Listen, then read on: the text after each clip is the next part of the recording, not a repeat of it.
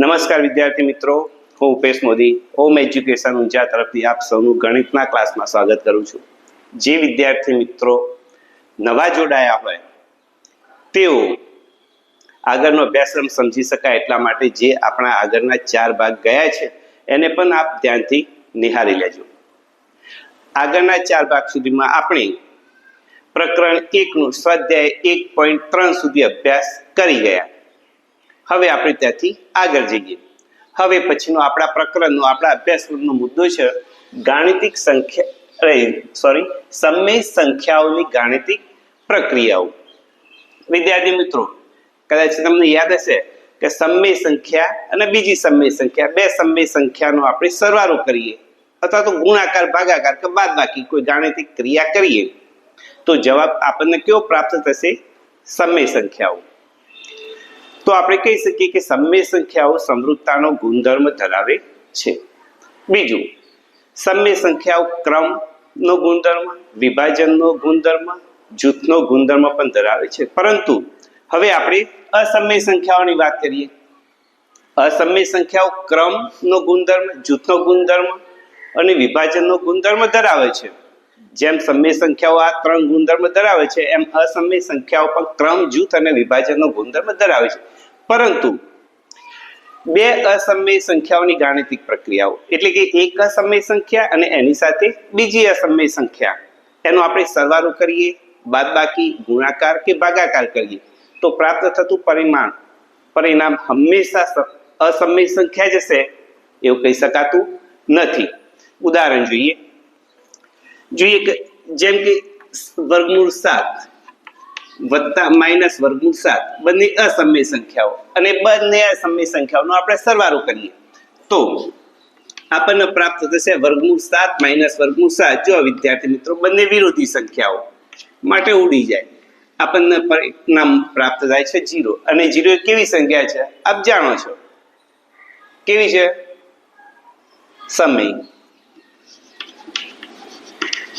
સમય પ્રાપ્ત છે. બરાબર. ગુણાકાર પ્રક્રિયા જોઈએ. વર્ગમૂળ 7 ગુણ્યા વર્ગમૂળ 7 એટલે કે વર્ગમૂળમાં 49. વર્ગમૂળમાં 49 એનું વર્ગમૂળ લઈએ તો 7. કેવી સંખ્યા પ્રાપ્ત થઈ? સમય સંખ્યા. તેવી રીતે બીજું ઉદાહરણ જોઈએ. 4 વત્તા વર્ગમૂળ 3 અને લઈએ 4 ઓછા વર્ગમૂળ 3 તો આપણને પ્રાપ્ત થશે 4 નો વર્ગ ઓછા વર્ગમૂળ 3 એનો વર્ગ. 16 માંથી 3 જાય તો 13. સમય સંખ્યા. બરાબર છે. બાદબાકી જોઈએ. 4 વત્તા વર્ગમૂળ 3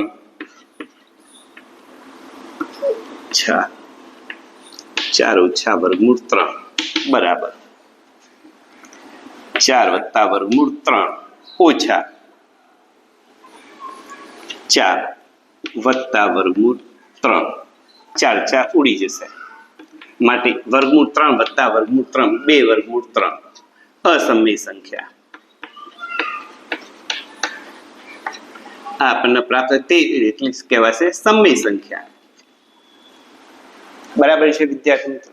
તો આના ઉપરથી આપણે સમજી શકીએ, બરાબર, કે અસમય સંખ્યાનો અસમય સંખ્યા સાથેનો ગુણાકાર, ભાગાકાર, સરવાળો કે બાદબાકી કરીએ તો એ હંમેશા અસમય જ હોય કે સમય જ હોય તેવું હોતું નથી. સમય પણ હોઈ શકે અથવા તો અસમય પણ હોઈ શકે.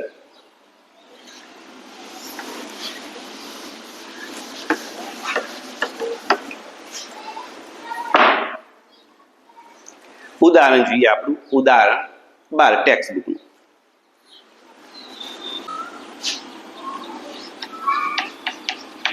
ઉદાહરણ નંબર છે 12 જોઈએ. 2 વર્ગમૂળ 2 વત્તા 5 વર્ગમૂળ 3 અને વર્ગમૂળ 2 માઇનસ 3 વર્ગમૂળ 3 સરવાળો કરો.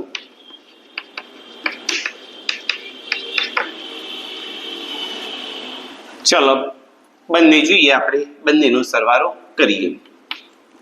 જવાબ 2 વર્ગમૂળ 2 વત્તા 5 વર્ગમૂળ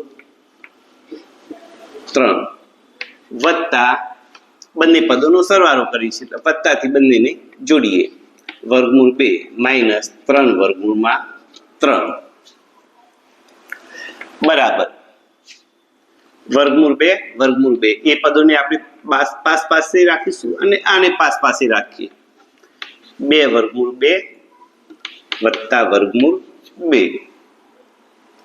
વત્તા 5 વર્ગમૂળ 3 ઓછા 3 વર્ગમૂળ 3 બરાબર 2 ને 1 3 એટલે કે 3 વર્ગમૂળ 2 વત્તા 5 માંથી 3 જાય તો 2 વર્ગમૂળ 3 તો થયો બંને અસમય સંખ્યાઓનો સરવાળો. તેવી જ રીતે હવે પછી જોઈએ ઉદાહરણ નંબર 13.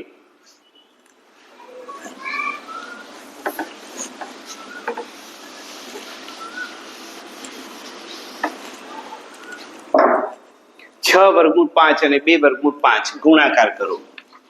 6 વર્ગમૂળમાં 5 અને 2 વર્ગમૂળ 5 ગુણાકાર કરો.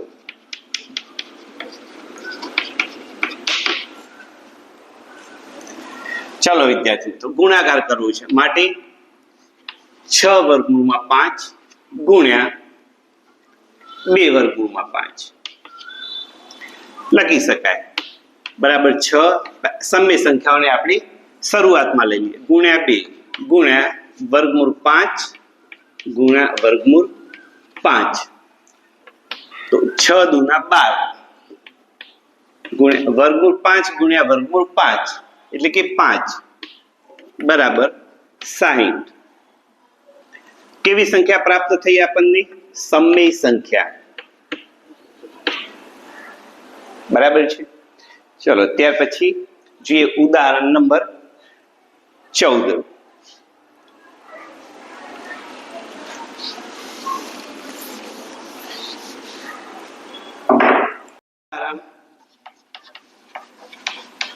નંબર 14 8 વર્ગમૂળમાં 15 ને 2 વર્ગમૂળ 3 વડે ભાગો. ચાલો ભાગીએ. તો 8 વર્ગમૂળમાં 15 ભાગવા છે એટલે એને આપણે છેદમાં લખીએ. 2 વર્ગમૂળમાં 3 બરાબર 8 એટલે આપણે લખી શકીએ 4 ગુણ્યા 2 અને વર્ગમૂળમાં 15 એટલે વર્ગમૂળમાં 5 ગુણ્યા 3 અને વર્ગમૂળમાં 5 ગુણ્યા 3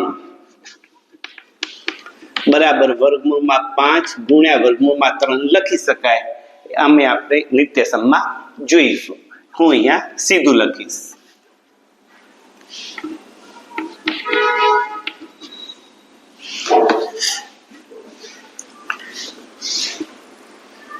બે ગુણ્યા વર્ગમૂળ 3 બે ઉપર નીચે ઉડી જશે. વર્ગમૂળ 3 પણ ઉડી જશે. બરાબર 4 વર્ગમૂળમાં 5 અસમય સંખ્યા.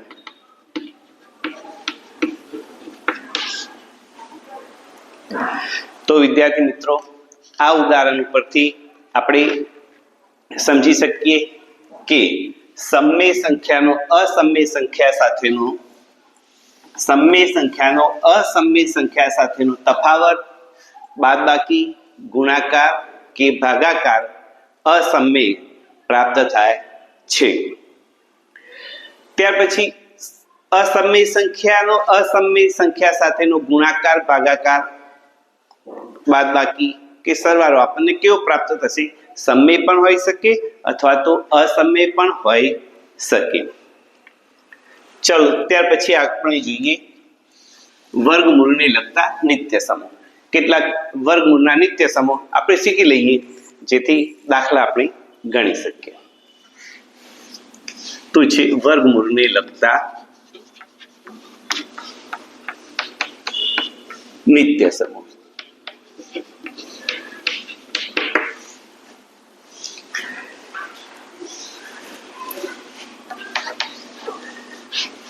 વર્ગમૂળમાં a b, તો વર્ગમૂળ a ગુણ્યા વર્ગમૂળ b. ઉદાહરણ જોઈએ વિદ્યાર્થી મિત્રો. ચાલો છે વર્ગમૂળ આપણને 15 હાલે જ અગાઉના દાખલામાં આપણે જોયું. વર્ગમૂળ 15 બરાબર આપણે કહી શકીએ વર્ગમૂળમાં 5 ગુણ્યા 3 બરાબર આને આ રીતે લખી શકાય. વર્ગમૂળ 5 ગુણ્યા વર્ગમૂળ 3 આ રીતે લખી શકાય. નિત્યસમ નંબર 2.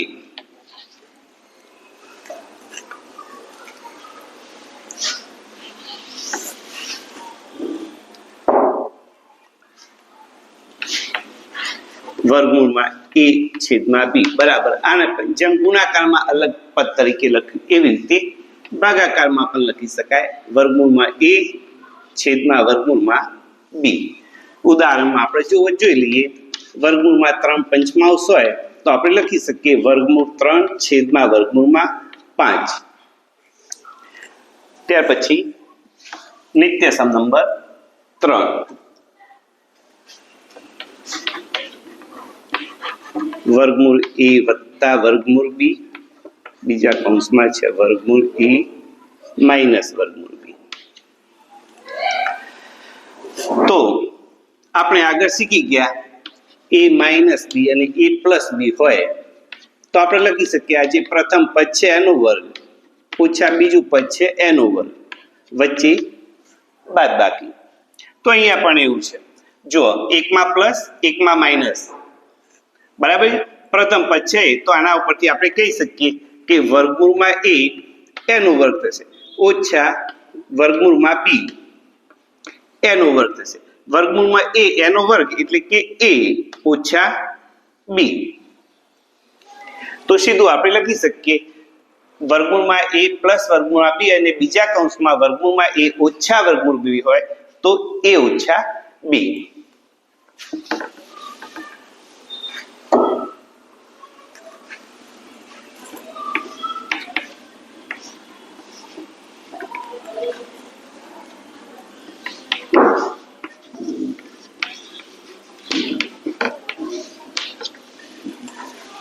જો વિદ્યાર્થી મિત્રો આ જ નિત્યસમ છે તો a વર્ગ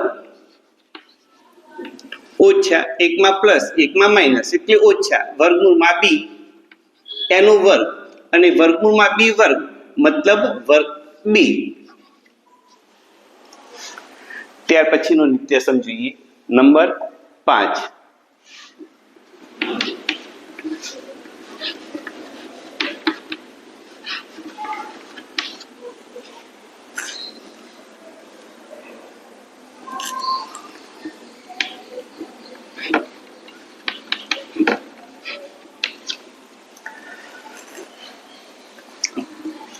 તો આ પ્રથમ કૌંસ બીજો કૌંસ.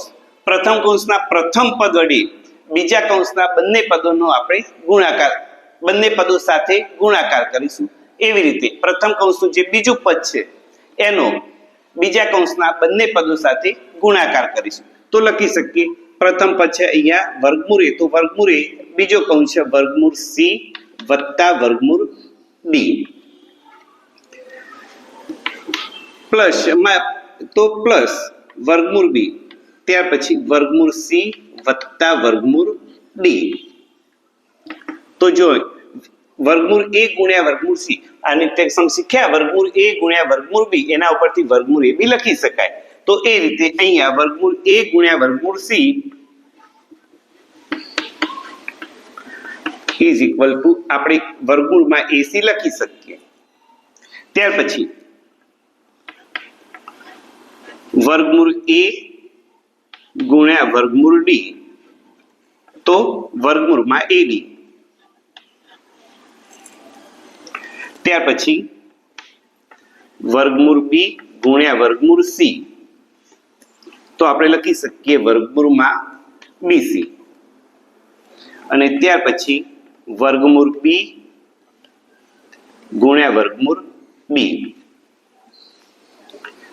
વત્તા વર્ગમૂળ b d. આ થયો આપણો નિત્યસમ નંબર 5.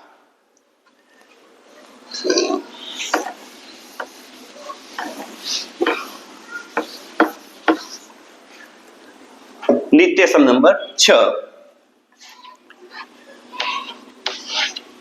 વર્ગમૂળ a વત્તા વર્ગમૂળ b કૌંસ પૂરો વર્ગ.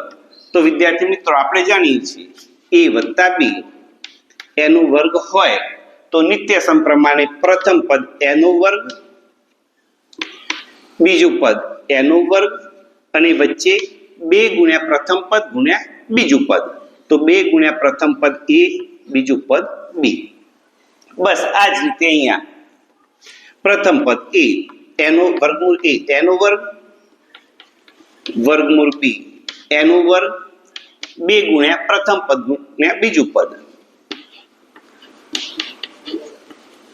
તો લખી શકીએ વર્ગમૂળ a એનો વર્ગ થશે a 2 વર્ગમૂળ a ગુણ્યા તો નિત્ય સમ 1 પ્રમાણે વર્ગમૂળમાં ab વત્તા b. તો આ થયા આપણા નિત્યસમો. વિદ્યાર્થી મિત્રો આ જે વર્ગમૂળના નિત્યસમો છે એને લખીને તૈયાર કરી દેજો. અહીંયા જે આપણે આ વર્ગમૂળની નિશાની કરીએ છીએ તેને કરણી ચિહ્ન તરીકે ઓળખવામાં આવે છે. કરણી ચિહ્ન કદાચ ટૂંકા પ્રશ્નમાં પૂછાય અથવા તો કોઈ આપણને પૂછે કે આ ચિહ્નને શું કહેવાય તો આપણે કહી શકીએ આને કરણી ચિહ્ન કહેવાય.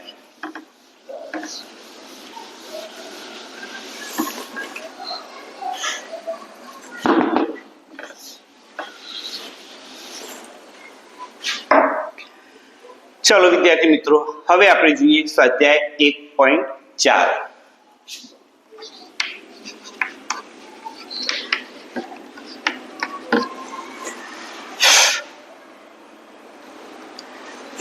દાખલા નંબર 1.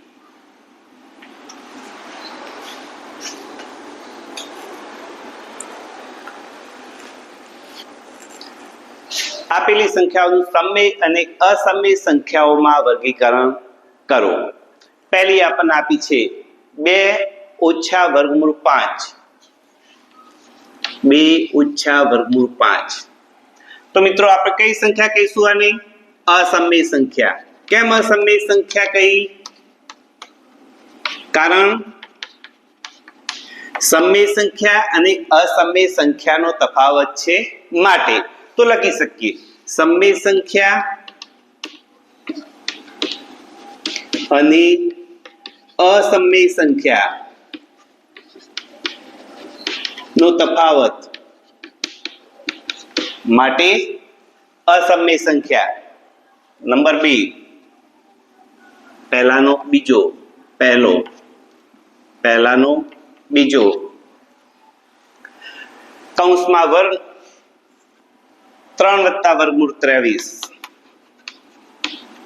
કૌંસ પૂરો માઇનસ વર્ગમૂળ 23. જો વિદ્યાર્થી મિત્રો આનું સાદુરૂપ આપી દઈએ આપણે 3 વત્તા વર્ગમૂળ 23 માઇનસ વર્ગમૂળ 23. બંને એકબીજાની વિરોધી સંખ્યા, અને વિરોધી સંખ્યા હોય તો એનું મૂલ્ય થશે 0. 3 અને 3 એને આપણે કઈ સંખ્યા કહીએ છીએ? સમય સંખ્યા. તો કેવી છે? સમય સંખ્યા.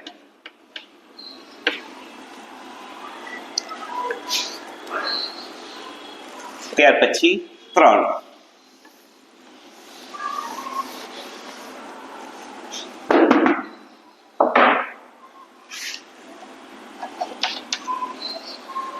2 વર્ગમૂળમાં 7 છેદમાં 2 વર્ગમૂળમાં 7.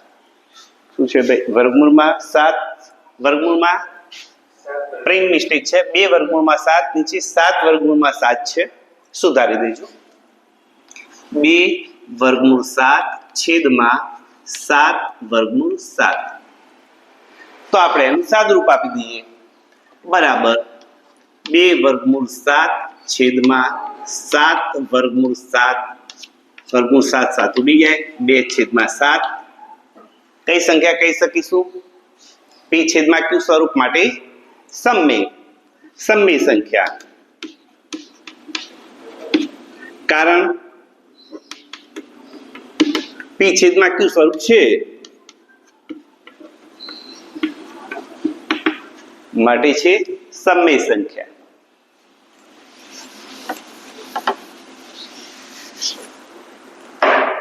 નંબર 4 1/√2 1/√2 તો અસમય સંખ્યા. કારણ સમય સંખ્યા અને અસમય સંખ્યાનો ભાગાકાર છે માટે અસમય સંખ્યા. તો લખી શકીએ સમય અને અસમય નો ભાગાકાર માટે અસમય.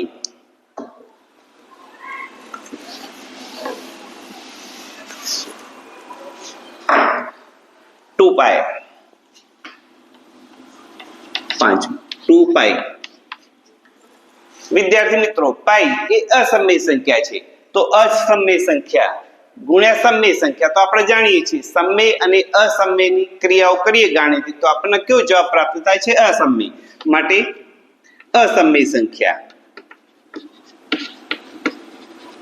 કારણ સમય અને અસમયનો ગુણાકાર. સમય અને અસમયનો ગુણાકાર માટે અસમય સંખ્યા.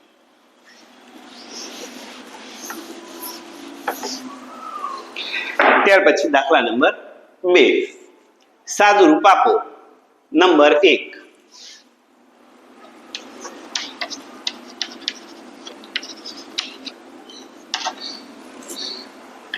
3/3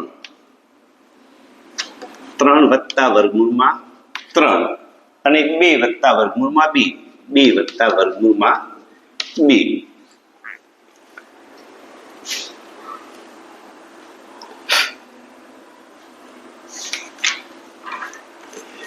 ચાલો તો આપણે હાલ નિત્યસમ જોયો તે નિત્યસમ પ્રમાણે આપણે જોઈએ તો બંને કૌંસ વચ્ચે ગુણાકાર છે માટે પ્રથમ કૌંસનું જે પ્રથમ પદ છે એના બીજા કૌંસના બંને પદો સાથે ગુણાકાર અને એવી રીતે પછી વર્ગમૂળ 3 નો પણ બંને પદો સાથે ગુણાકાર કરીશું.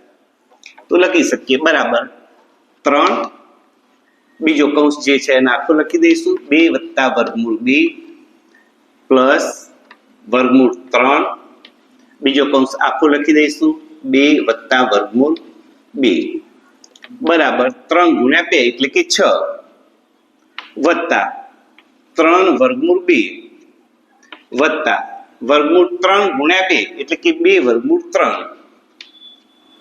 વત્તા વર્ગમૂળ 3 ગુણ્યા વર્ગમૂળ 2 વર્ગમૂળ 3 ગુણ્યા વર્ગમૂળ 2. નિત્યસમ આપણે જે પહેલો નિત્યસમ હતો એના ઉપરથી બંને વર્ગમૂળમાં છે માટે સીધો ગુણાકાર કરી શકીએ. વર્ગમૂળમાં 3 ગુણ્યા 2 આ રીતે લખી શકાય બરાબર 6 વત્તા 3 વર્ગમૂળ 2 વત્તા 2 વર્ગમૂળ 3 વત્તા વર્ગમૂળ 6. જવાબ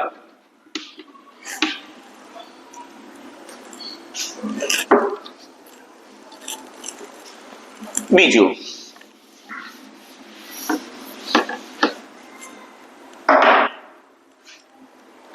3 વર્ગમૂળ 3 3 પ્લસ વર્ગમૂળમાં 3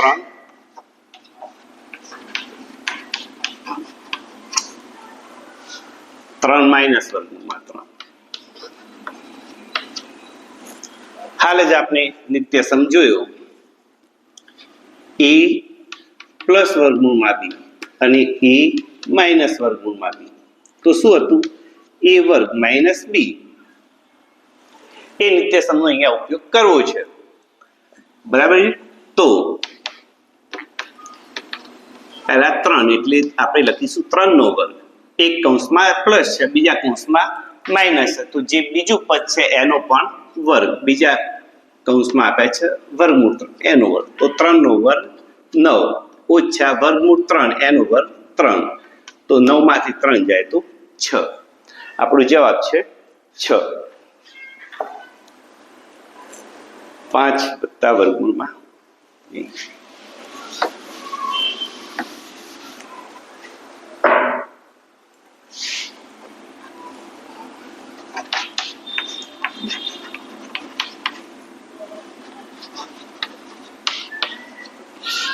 તો વિદ્યાર્થી મિત્રો નિત્યસમ હમણાં આપણે જોયો a + b એનો વર્ગ, તો આપણે લખી શકીએ a વર્ગ વત્તા 2 ગુણ્યા પ્રથમ પદ ગુણ્યા દ્વિતીય પદ, માટે 2ab વત્તા બીજું પદ છે એનો વર્ગ.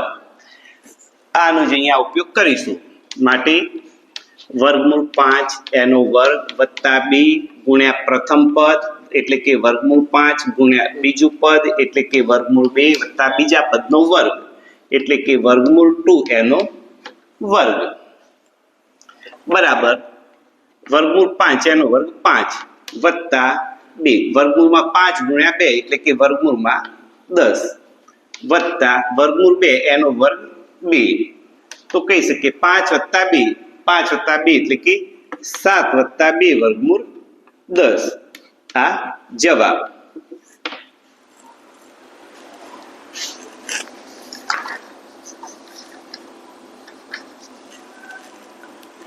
દાખલા નંબર 3 રકમ કરો.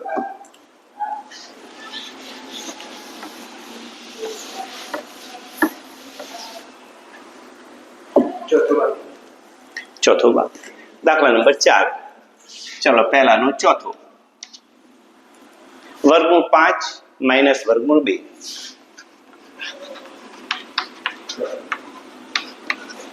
અને વર્ગમૂળ 5 વત્તા વર્ગમૂળ 2.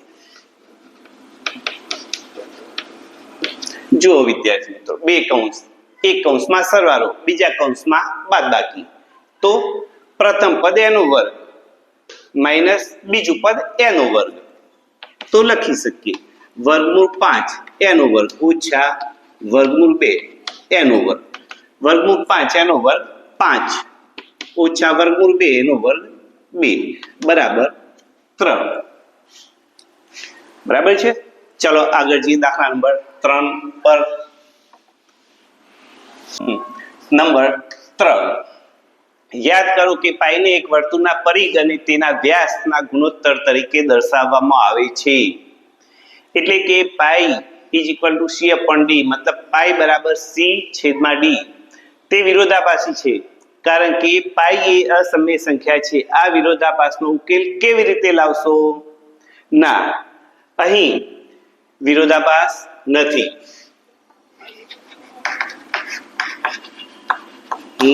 વિરોધાભાસ નથી. જો લંબાઈને માપપટ્ટી કે અન્ય કોઈ સાધન વડે માપીએ ત્યારે ફક્ત સમય સંખ્યાનું આસન્ન મૂલ્ય જ પ્રાપ્ત થાય છે. લંબાઈને માપપટ્ટી વડે કે અન્ય સાધન દ્વારા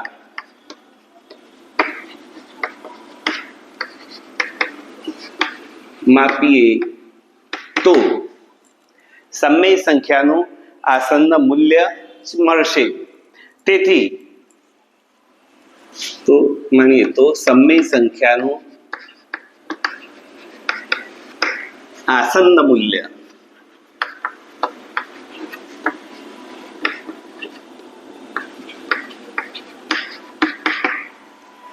તેથી એવું ન માનો કે